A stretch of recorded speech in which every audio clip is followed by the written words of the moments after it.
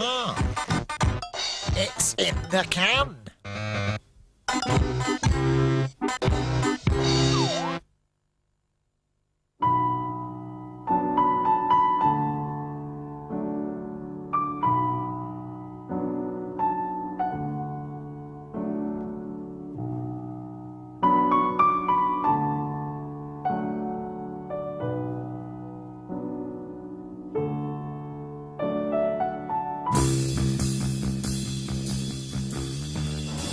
I'm Jon Ssvage.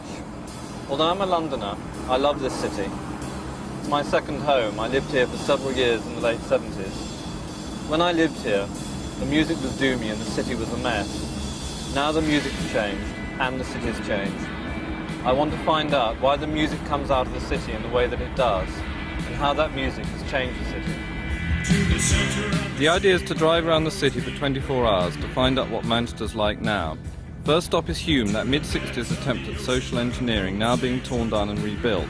During the last 10 years, its dereliction has provided a home for musicians, students, artists, as our first guide, John Robb, explains. Probably the nicest walkway block around Hume. It's like the yuppie block, you know. It's all been painted up. Because we have the Hume offices there, you know, like the council things. So we get spoiled. We've got no cockroaches. We get, like, painted up. We get our windows done up and things, you know. These are like the notorious crescents. These are like the worst part to live in, really. But the flats actually used to be really good inside. The funniest thing about them is that they said they were structurally unsound. They had to knock them down. They found out now they're knocking them down. They're really built really tough and they're really hard to knock down, you know. So what happened to the area? Why did it become so run down? Well, the council ran it down. When it first time it was open, like most of the working class families in Manchester want to live here because they had central heating, really good flats, you know. But the council's ran it down over the years, and I don't think they really thought about it that much, did they? You know, when they built these sort of places. I mean, these are meant to be built in shapes of the crescents and that, you know. That's why they're crescent shapes. So it's really quiet round here now. It's hardly all this round here at all. Do you think you need empty urban spaces near the city centre? Well, definitely, I think you should have cheap inner city accommodation, you know. Because I think like stuff like rock and roll or anything, music, techno music or anything is an inner city culture, and it's not about living in villages out in Cheshire, really, is it? You know. Like, I mean, people aren't asking for very much, are they? You know, to live in places like this and put a lot back into the community as well. I mean, a lot of people do, don't they? You know.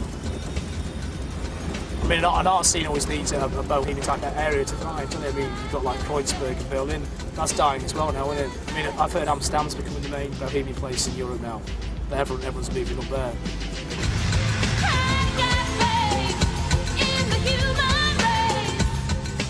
It's now 3 o'clock. One of the first blocks in Hume to be refurbished is Hopton Court, right on the east side near the student quarter. We're going there to meet Aneve Cousins and Colin Thorpe of Chapter and Verse, long-term Hume Moss Side residents who write, play and sing eloquently about their part of the city. It was a place where a lot of people, you know, could get together and, you know, and play. Also, you didn't have that hassle of next-door neighbours because I think everybody was like a lot more easy-going around Hume. You know, they could tolerate the noise. Like I remember when I was like part of my exams, rock bands would set up in the Crescents and play like it was an amphitheatre. It was ridiculous, you know. You know, so it was like Guns N' Roses concert, you know, indie bands. So, but you know, that was part of Hume. That was a makeup of Hume. How did the area become to be a problem in the first place? Was the design of the buildings wrong? Was the whole planning of the area wrong? What happened? I don't know. It's part of its 50s, 60s utopian ideal, wasn't it? That you construct these cities in the sky, etc., etc., and the walkways and everything would be wonderful. And, the British people have never lived vertically, as opposed to the continentals, who don't seem to have any problem with walking up 4 or 5, you know, flights of stairs to flats. Doesn't seem to be a problem. I'd like to buy my flat, but I know it would be unfair to take council housing stock. You know what I mean? But I must admit, this bit, you know, I'm really fortunate to get this block. Like some of the other blocks, like Meredith, are being done up as well, and they're coming along. And like they've knocked down a lot of the blocks down over there. And it looks better already to me.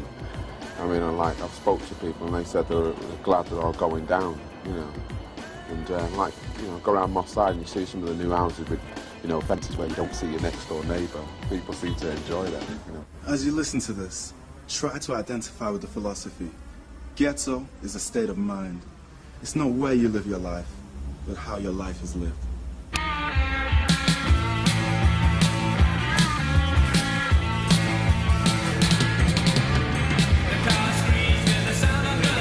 Look, a goth.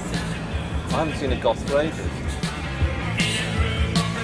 A mile and a half southwest of Hume lies the Debtors' Retreat, Chorlton.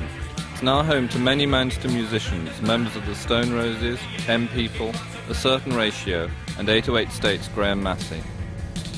I think it's like the nearest sort of tree-lined place to town, really. Yeah. You know, nobody wants to be too far out of the action, which is, you know, about a mile that way. You know. Yeah, you can imagine you're not in Manchester at the same time. You know, it's quite villagey, self-contained.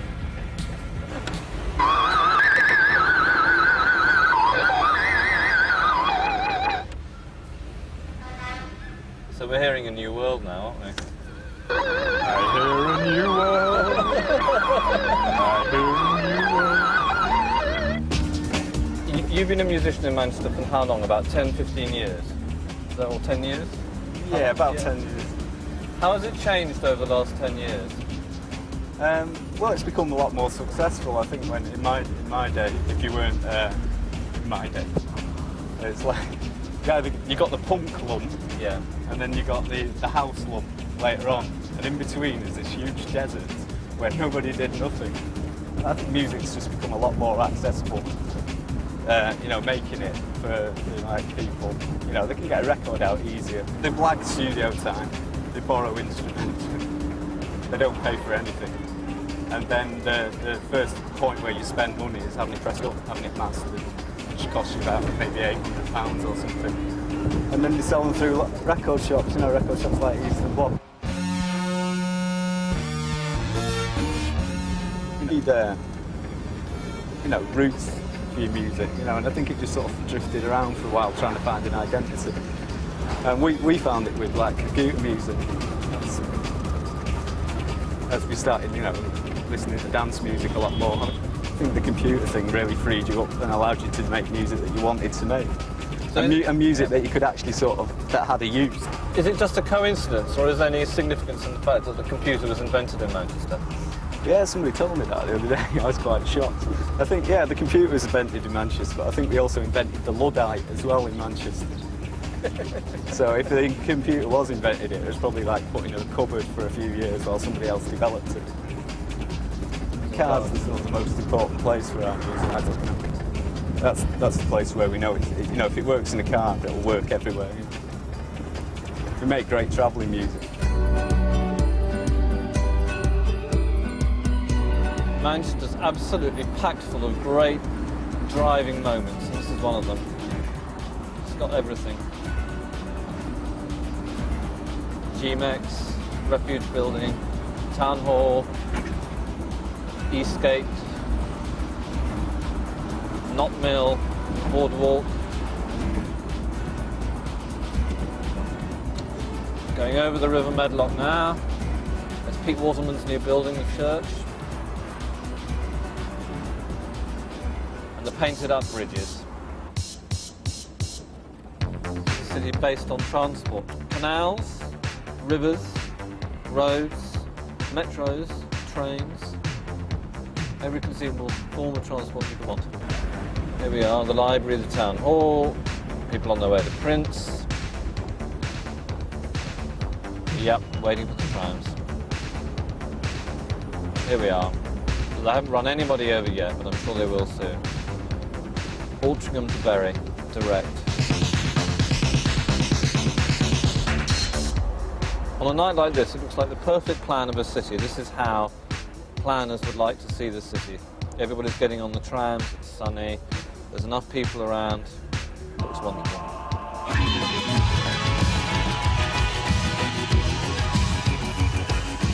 Typical of the new Manchester confidence is Manto's, a mixed bar right in the heart of what's now called Manchester's Gay Village. It's the perfect pre-club mid-evening stop-off with views of the newly cleaned Rochdale Canal and the Whitworth Street corridor, Central Manchester Development Corporation's regeneration zone right across the south of the city centre. Held together by the canal, the zone takes in Piccadilly Village in the east, new accommodation like India and Lancaster houses in the centre, and clubs like the Hacienda and the Boardwalk to the west. It's about 9. Time for a drive. We're going to go now to one of my favourite streets in Manchester. Best street in Manchester, this.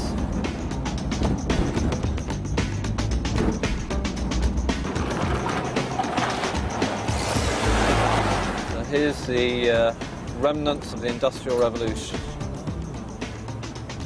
all around us. Wonderful set for a film, which hasn't been made, but not a very nice place to live. East Manchester was the heart of the Industrial Revolution. I suppose in its day it was as bad as we think of Eastern Europe now. Smog, emissions, pollution, and now there's almost nothing here. So what's going to replace it?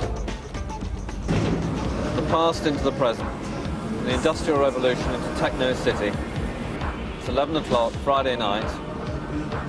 One of the 2 club nights of the week, even in the recession. Next stop is the Boardwalk, just south of Whitworth Street in Knott Mill. Tonight is Dave Haslam's classic disco night, Yellow, and I talked to owner Colin Sinclair at 11 o'clock, just before the club hots up. It's an old Sunday school.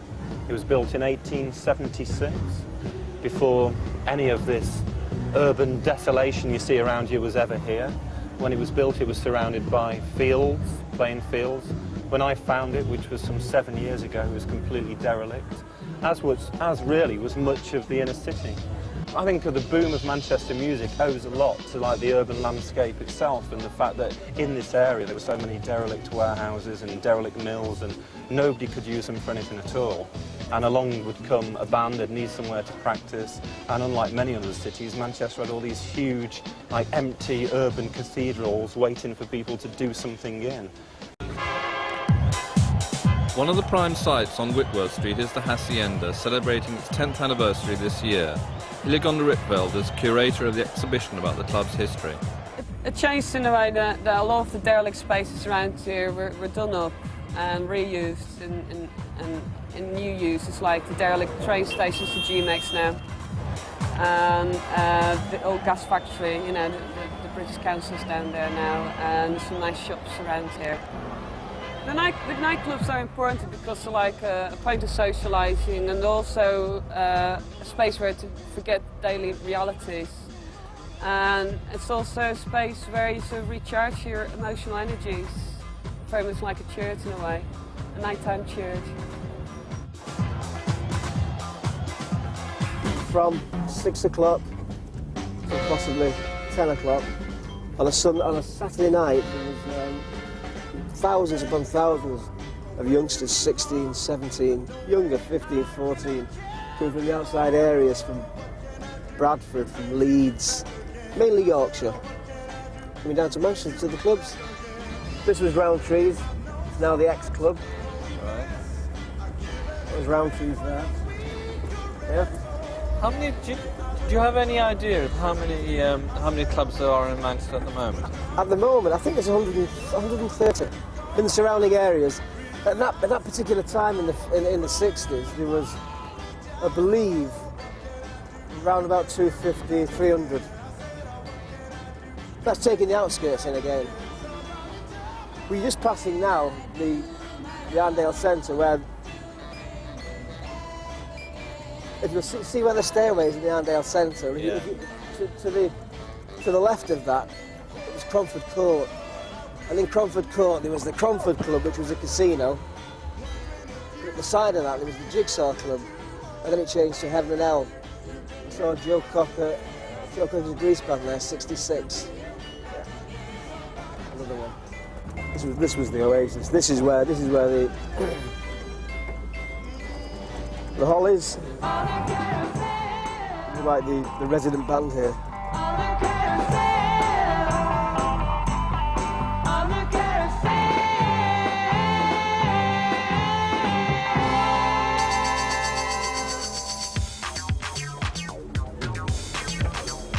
How long was that game? This is how it was. It was great. Look at this now. Oh, yeah.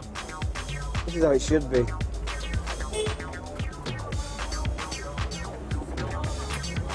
This is life. You said before that in the 60s you had a really vibrant city, and now it's dead. What's happened? it goes down to the mass clearances of the 60s. The same thing happened in Scotland, didn't it, when they shipped everybody to Canada? You know, it's just the planners have these great ideas about this the city of the future, and they take the heart of the city away. Where I live in Ancoats now, there's nothing left apart from... I think there's a set of toilets left in Ancoats I remember when I was a kid. Everything else is gone. Yeah, but we're fast becoming a major tourist city, and the most embarrassing thing that can happen to you, ask any of the club owners, you will come up against this.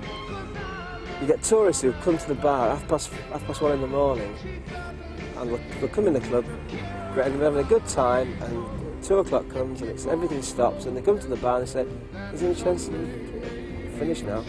You go for a licence for a club, and let's say we go through the motions, everything's okay, you've got your, the fire's been round, the police has been round, everything's been round. They bring the magistrates, right, who don't live in the city. They live in Winslow, Bramhall. They might be masons, they might like doing waltzes, they might like being a Rotarian, you know, they might like playing golf. We don't. We like to stay awake till 5 in the morning. It's just our life. You know, we need that. It's different values. Allow us our values. Give us a chance. All night, party just goes on and on and on and on. The all-night party goes on.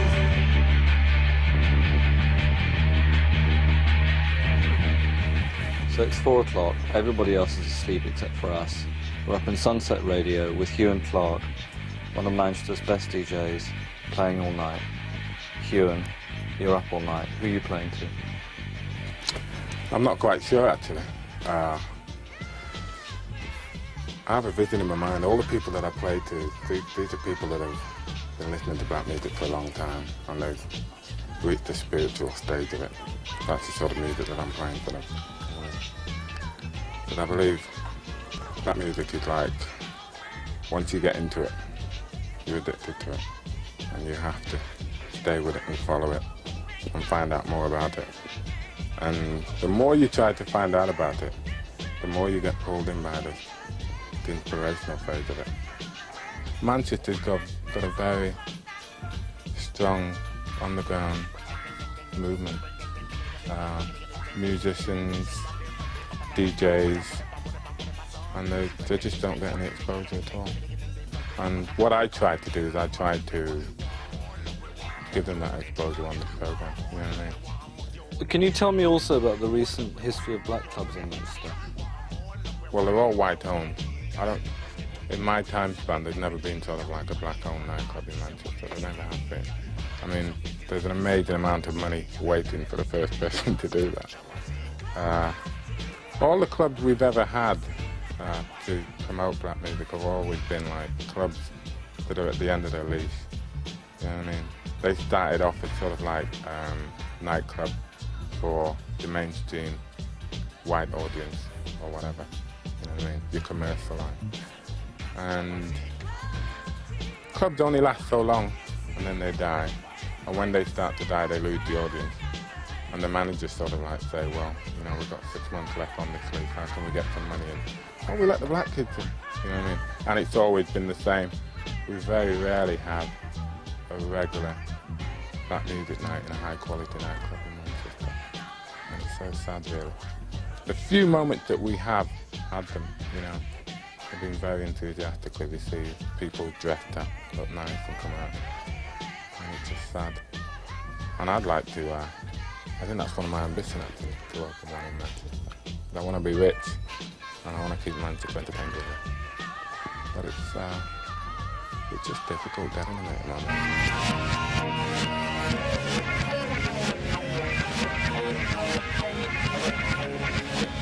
It's now 6 in the morning. The city's still asleep, but the day's just beginning at the airport.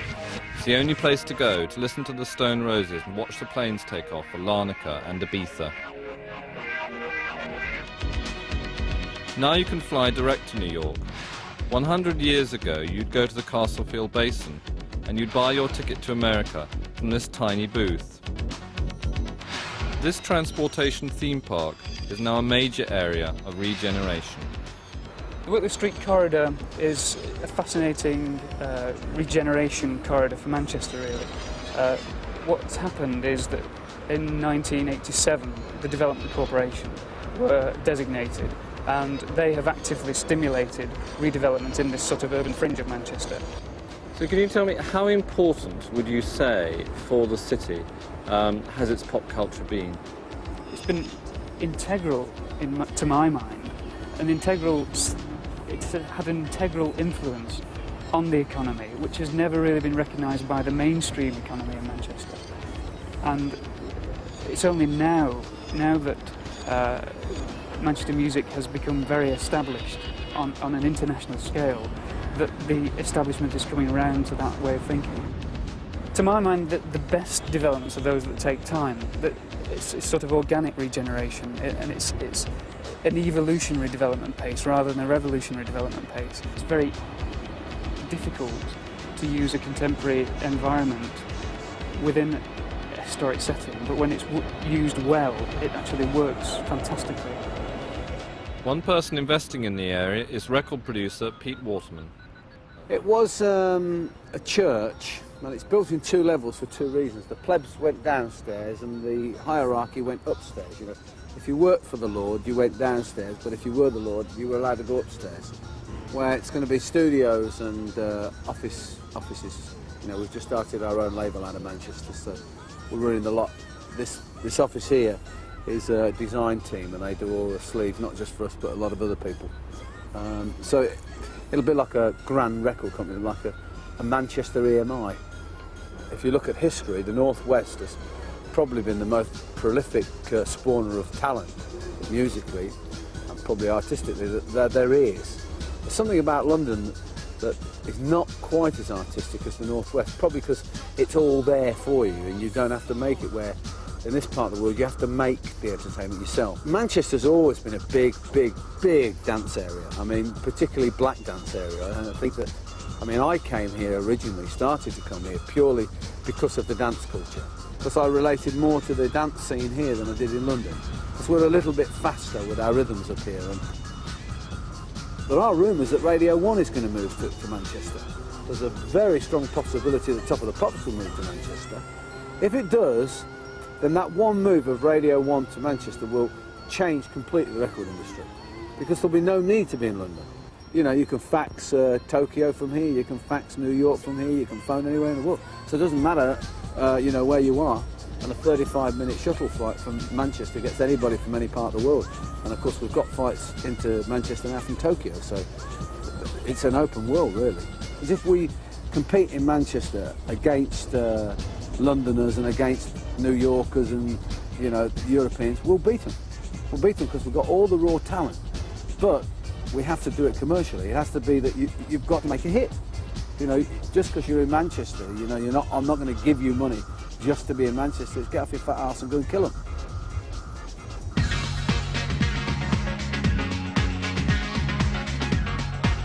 Manchester, home of the Industrial Revolution, is now poised to enter a new golden age. As the inner city is regenerated, the city comes to life again with the sound of industry replaced by the sound of music. The music which gives the city its identity.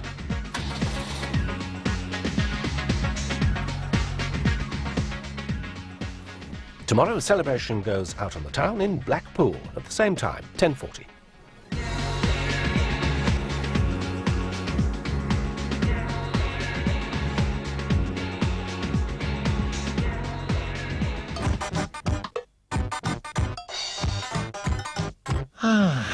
Me favourite.